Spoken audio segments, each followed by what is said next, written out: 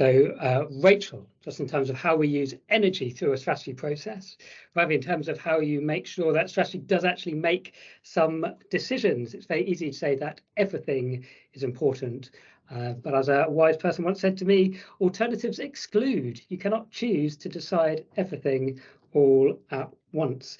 Matthew, about the brutal facts required and in order to be able to face up to the future with a really clear understanding of your presence. What really got you nodding your head most vigorously?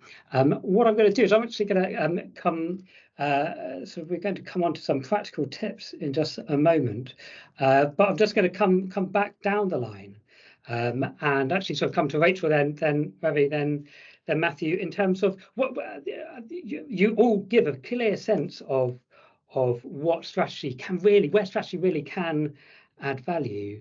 But I'm really interested, your take on why do we keep on falling into a trap when we sort of know what good strategy looks like? Why does our normal experience tend to be a less than pleasurable one? Rachel, why do we keep on falling in a hole?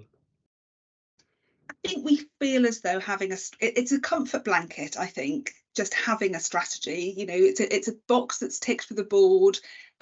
It's something that kind of organisations know that they should need, but they don't really know what to do with it when they've got it. So I think there's something about it being expected, but not really bought into necessarily. So there's something about that kind of holding onto it like a comfort blanket. There is a problem. There must be a strategy. Ravi, how do we get away from these strategy pitfalls? Yeah, without sounding boring, Rich. I mean, I think it's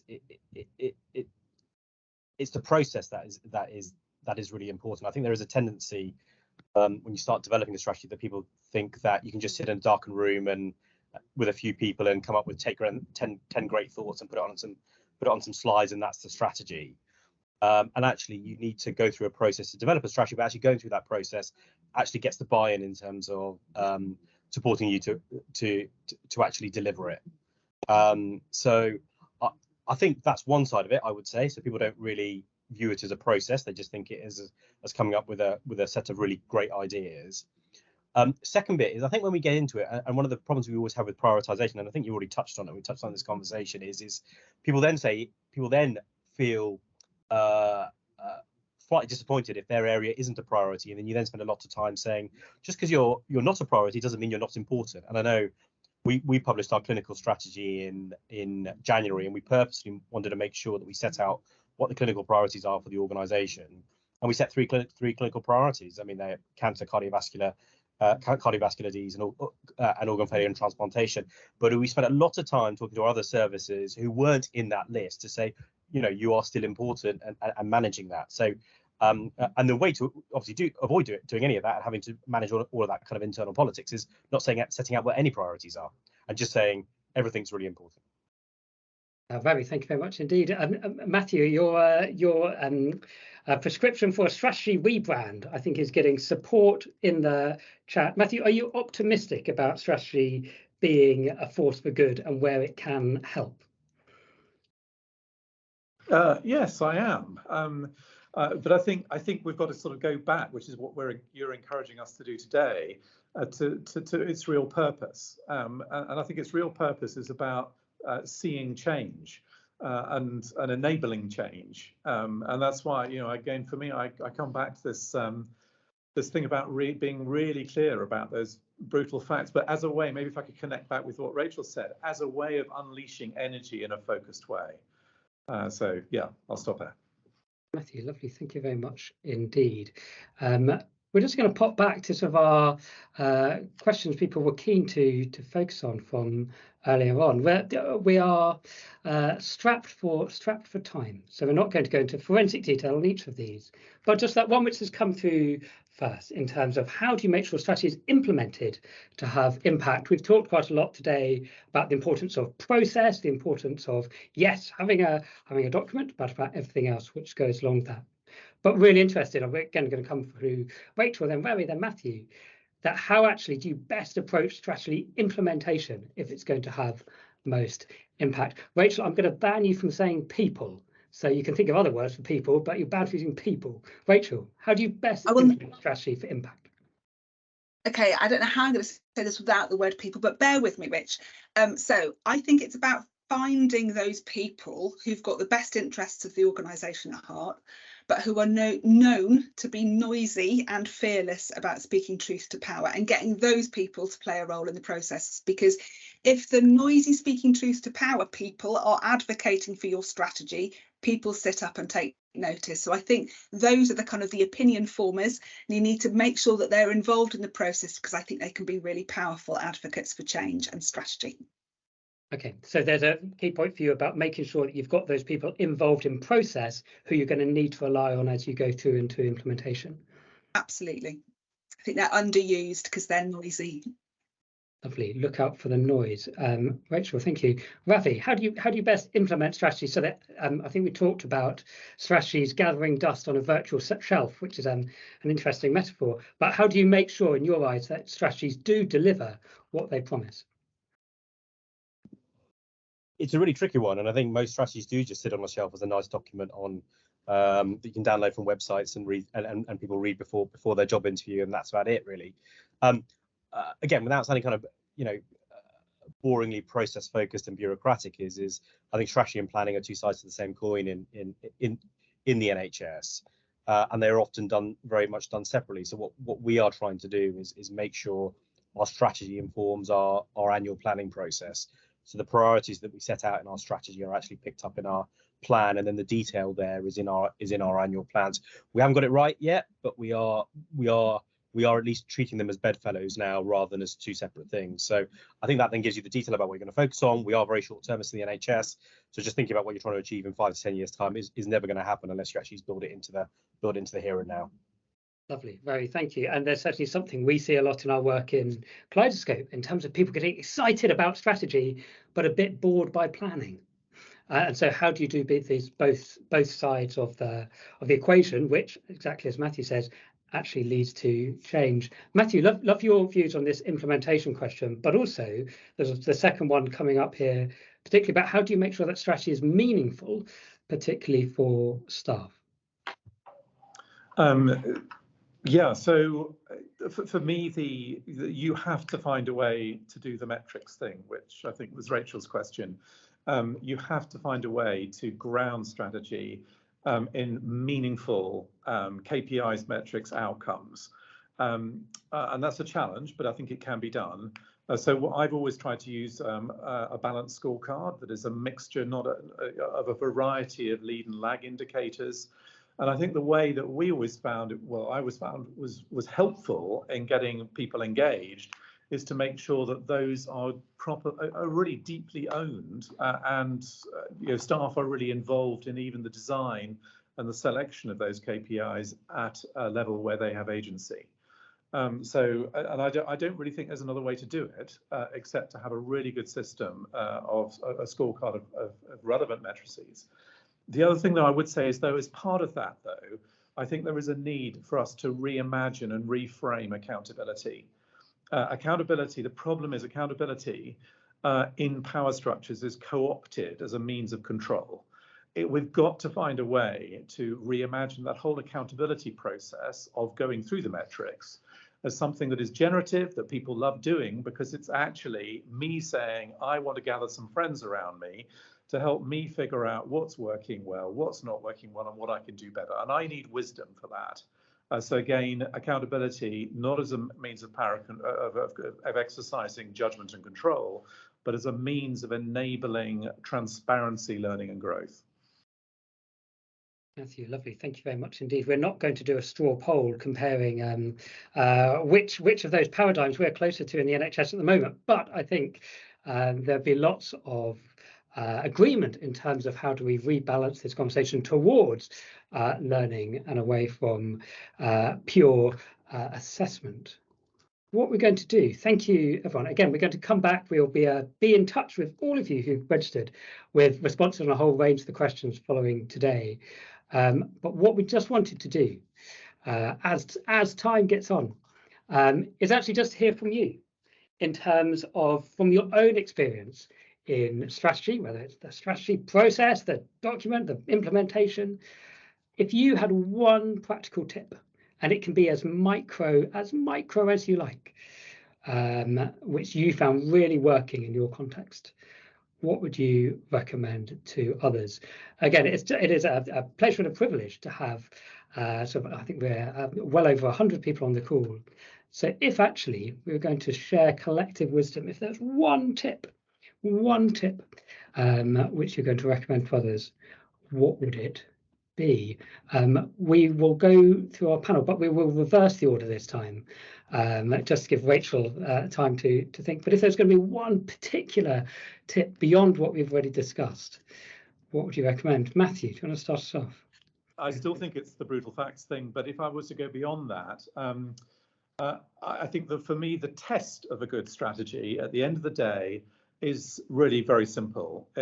Does it lead to a change in resource allocation?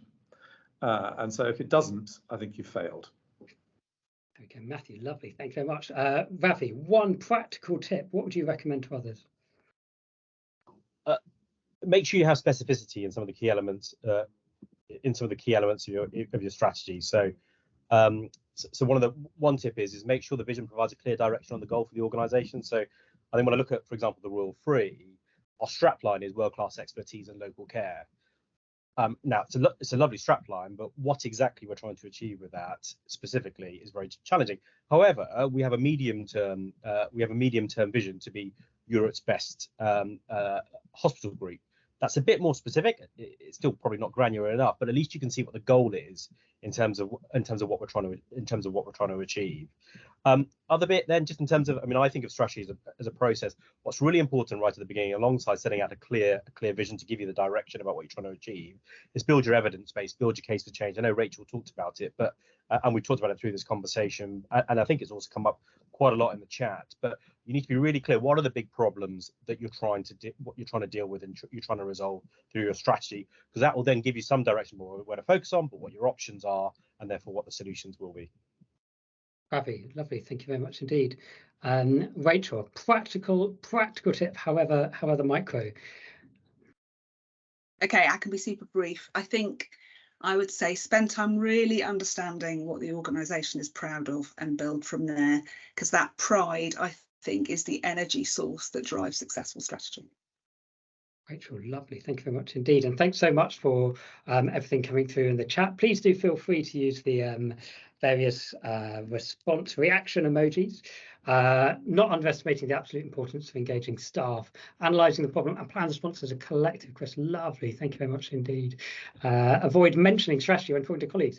Great. Again, the strategy rebrand starts here. Collaboration is key. Be very clear of scope, clear what problem the strategy needs to address. Sue, lovely. Thank you. Again, we're going to take all of these away.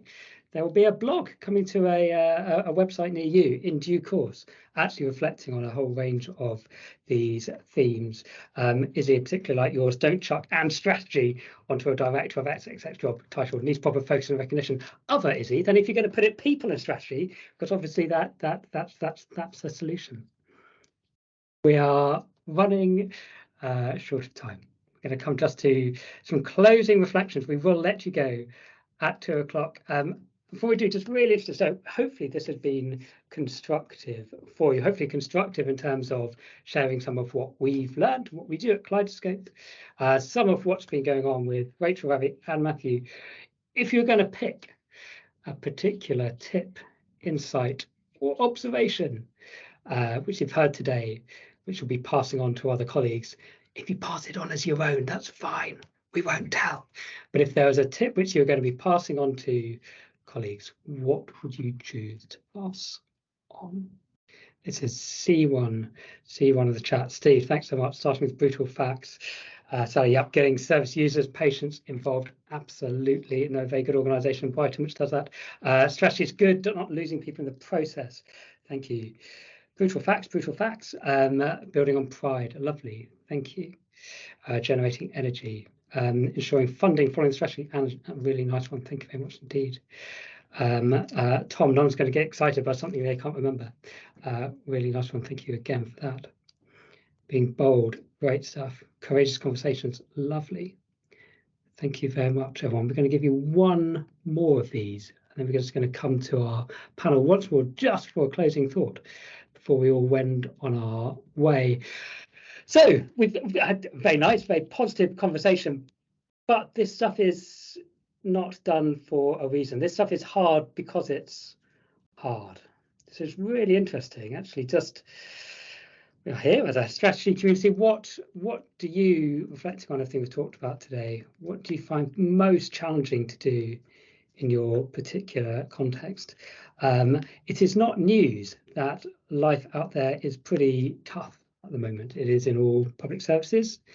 It is particularly in the NHS, which does absolutely direct how much we're able to do, what we might like to do in terms of forming strategy. What do you find most challenging in your particular context?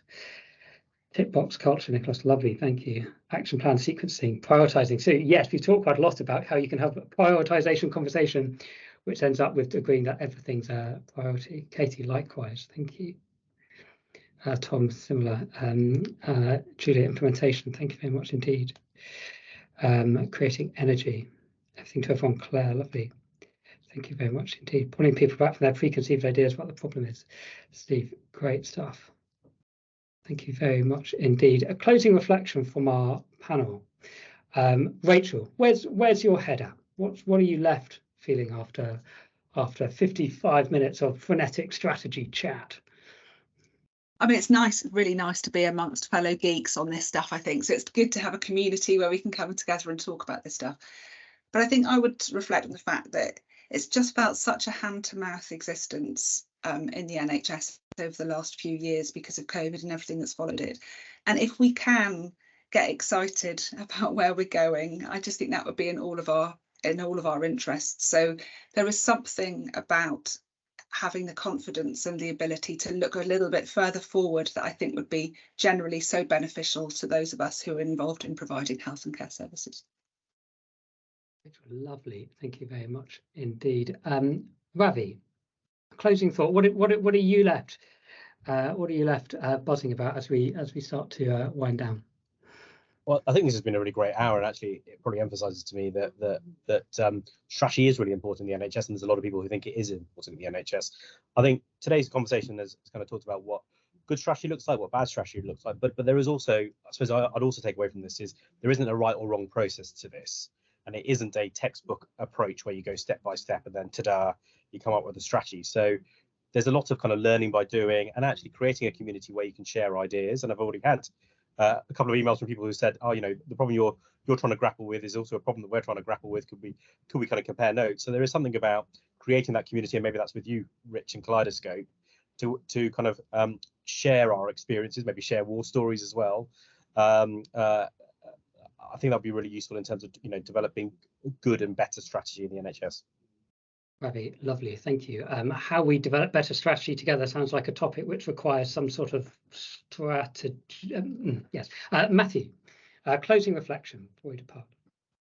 Oh, well, I've just been really thinking about Rachel's theme of strategy as being all about releasing and enabling and channeling energy, and I wonder whether maybe the direction, strategy is actually all about nurturing authentic hope. So I think that's what I'm going to go away with. Brutal facts, authentic hope, need for Greek lessons. Thank you, Matthew. Thank you, Rachel. Thank you, Ravi. Before we close, just so you are aware, Kaleidoscope can help you do this stuff. If you need some assistance in thinking about how you design strategy, how you deliver it, whether that's across a whole organisation or for particular topics, please do get in touch. We do other stuff as well. OD, collaboration networks, research and evaluation, events and engagement. Please do get in touch if we can ever assist. If you'd like to have coffee, we'd be delighted. If you want to have some time to talk further, please do. If you're not already members of our mail list, well, come on, what's going on? But please do sign up for updates. More events on the Kaleidoscope website. Please do take a look. And that is that for today. Please do share reflections on Twitter, Strategy That Works. There will also be a short evaluation form, which is going to come round later on, because what is strategy without some evaluation to follow? So thank you Rachel, thank you, Ravi, thank you, Matthew, thank you, David, thank you, Zoe, thank you all for joining. We're going to give you 2 minutes back in your day. Thank you all for joining. We hope to see you at a future Kaleidoscope event. Thanks all.